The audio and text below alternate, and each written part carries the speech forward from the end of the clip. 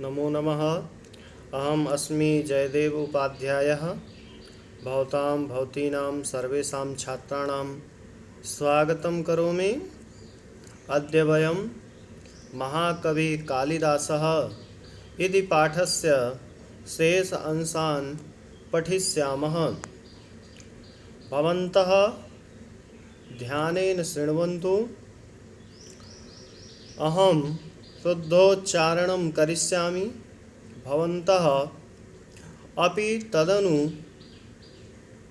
शुद्धोच्चारणं कुर्वन्तु।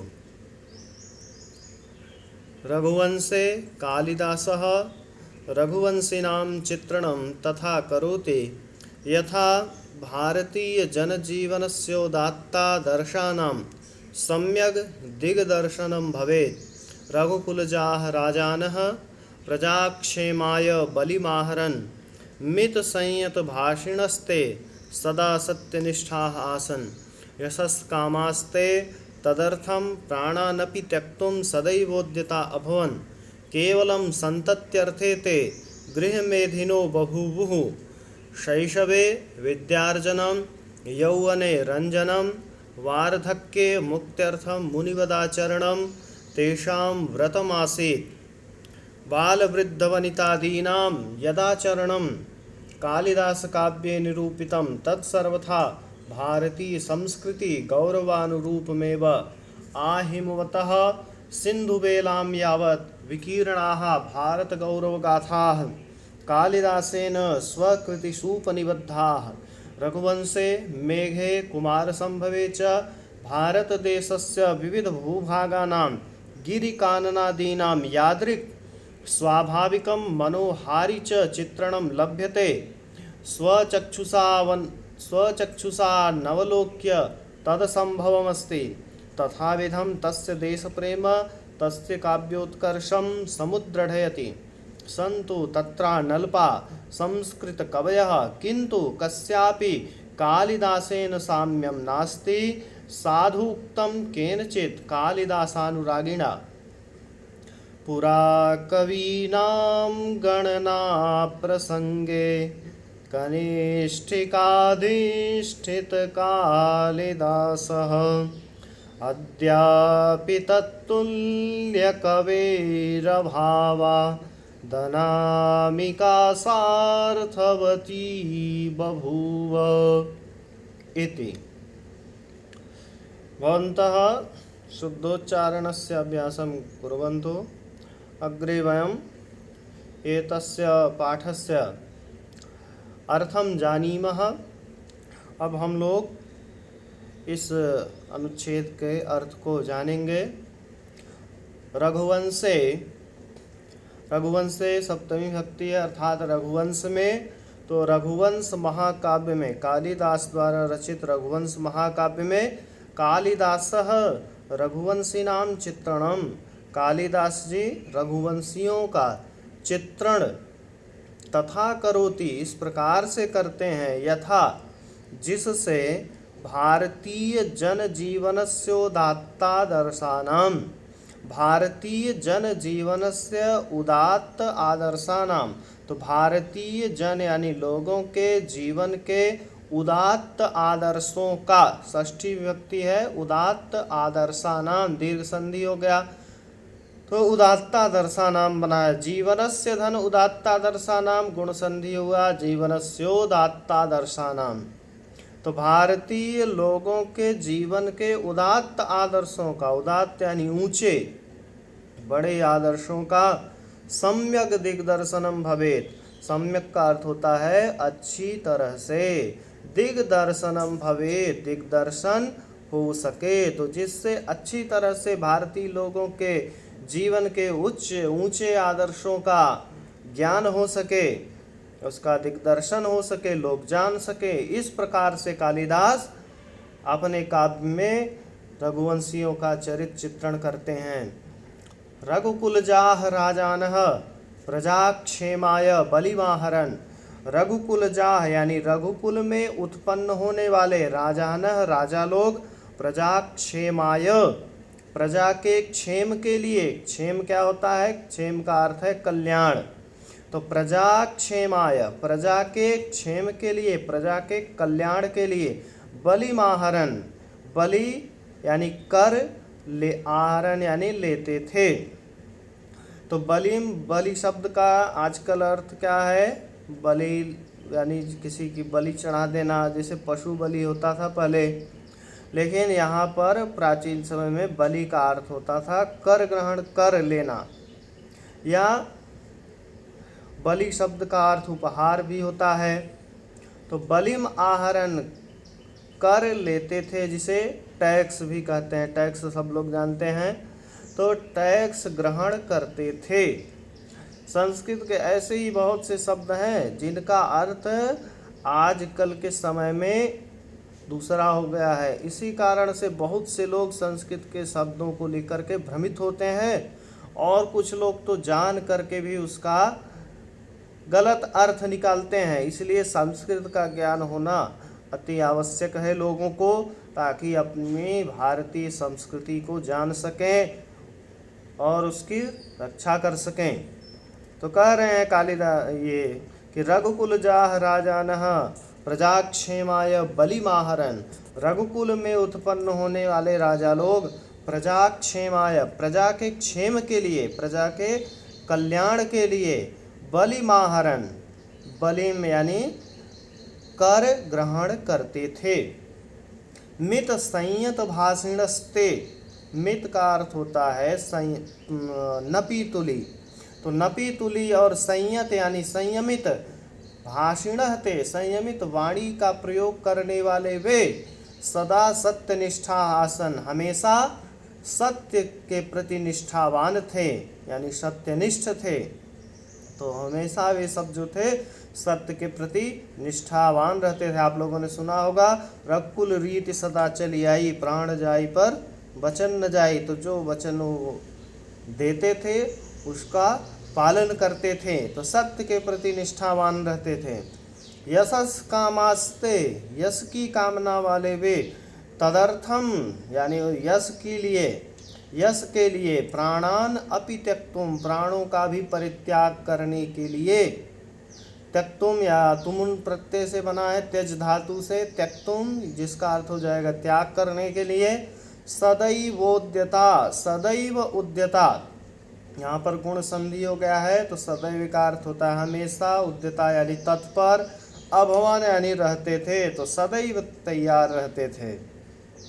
केवलम संतत्यर्थे ते गृह मेधिनो बभूवुः, केवल संतान की प्राप्ति के लिए वे, ते यानी वे, गृह मेधिनो बभूवुः, गृहस्थी बनते थे, गृहस्थ होते थे। केवल उनका गृहस्थ होने का उद्देश्य संतान की प्राप्ति था।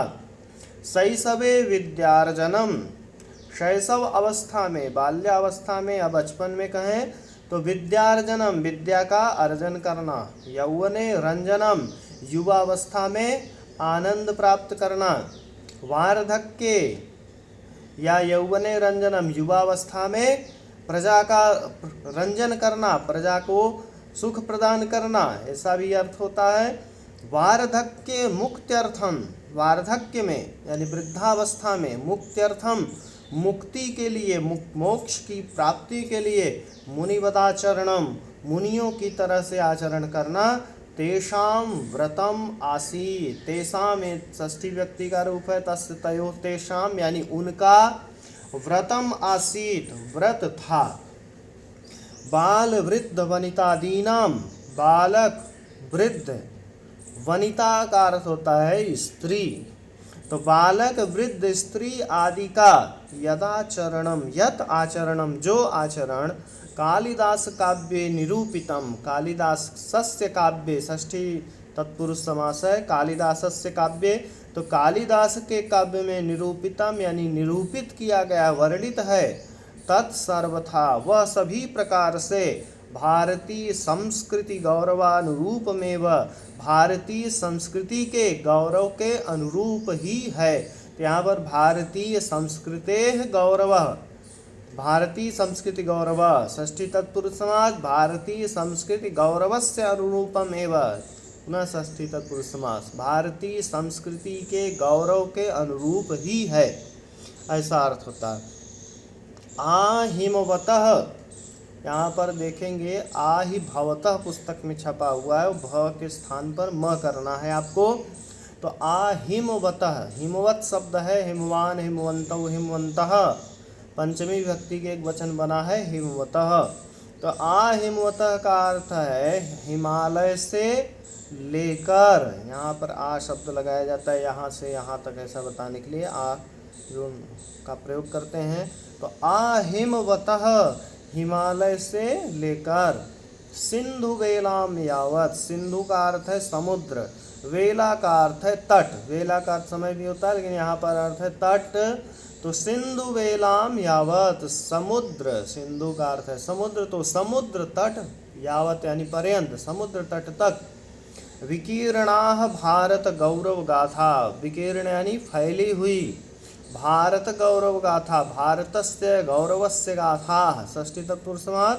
तो भारत के गौरव की गाथा को कालिदासेन स्वकृतिषु उपनिबद्धा, भारत की गौरव गाथा को कालिदास ने अपनी कृतियों में निबद्ध किया है, यानी उसे बांधा है, यानी उसका तात्पर्य है अपनी ग्रंथ में उसको सजाया है, एक तरह से उसको अपने ग्रंथों में लिखा है। रघुवंशे मेघे कुमार संभवे च, रघुवंश में, मेघदूत में और कुमार संभव में भारत देशस्य विविध भूभागानां,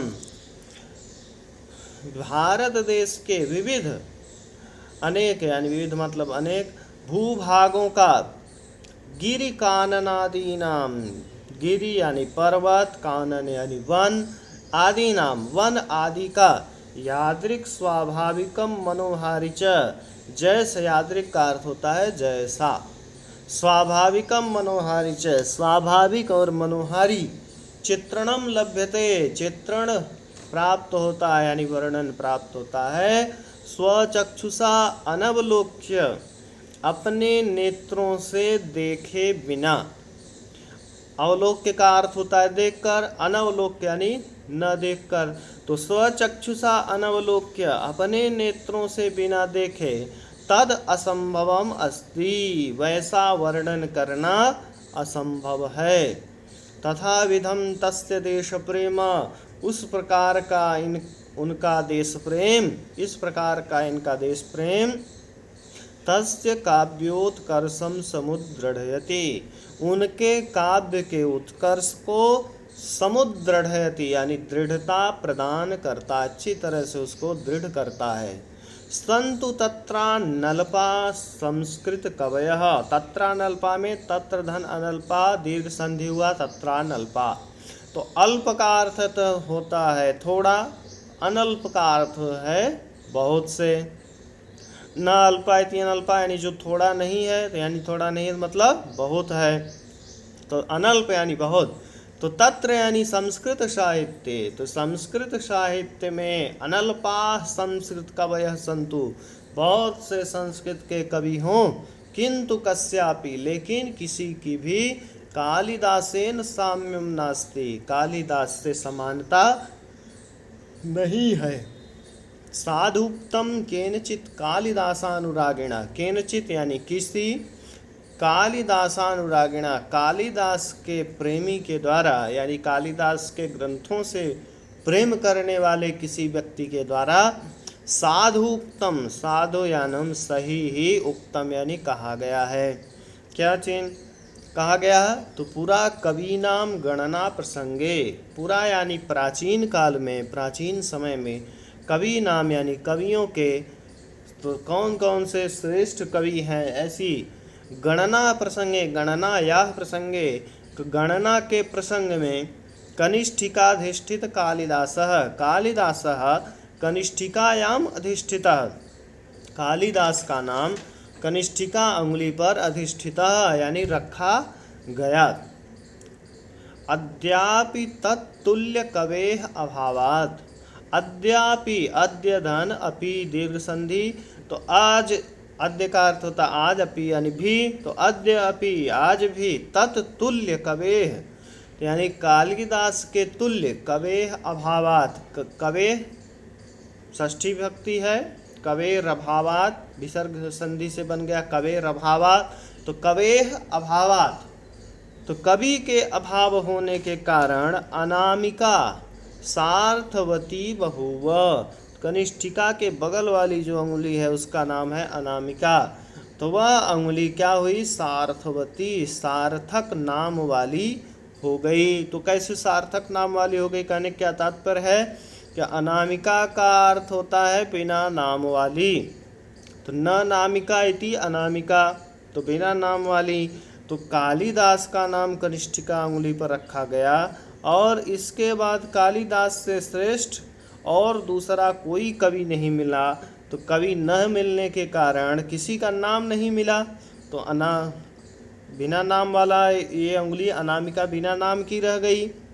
तो इसीलिए अनामिका का ये जो नाम है अनामिका, यह सार्थवती बभूव, अनामिका अपने नाम को सार्थक करने वाली हो गई। तो जैसे कालिदास के से श्रेष्ठ कोई कवि नहीं मिला, तो किसी का नाम इस अनामिका उंगली पर नहीं रखा गया, तो अब जब किसी का नाम नहीं रखा गया, तो जो इसका ये अनामिका नाम था बिना नाम वाली, यह नाम इसका सार्थक हो गया। तो कहने का तात्पर्य है कि संस्कृत साहित्य में कालिदास से श्रेष्ठ यानी कालिदास जैसा कोई कवि नहीं है। इति आज यह महाकवि कालिदास पाठ समाप्त हुआ। आप लोगों ने बहुत ही ध्यानपूर्वक इसे पढ़ा। यत्र तत्र जहाँ कहीं भी जो नए शब्द आए हों, इनका आप लोग अपने कॉपी में लिख करके शब्दार्थ अलग से लिख करके उसे याद कर लेंगे। चलिए आगे काठिन्य निवारण के लिए बहुत कई शब्द यहाँ पर दिए हुए हैं, इसको भी आप लोग ध्यान में रखेंगे, इसे याद करेंगे तो बहुत अच्छा रहेगा। यहाँ पर अब फिर अभ्यास प्रश्न, महाकविकुल गुरु कालिदास पाठ का सारांश हिंदी में लिखिए। तो इस पाठ का सारांश आप लोगों को हिंदी में लिखना है। फिर इसके बाद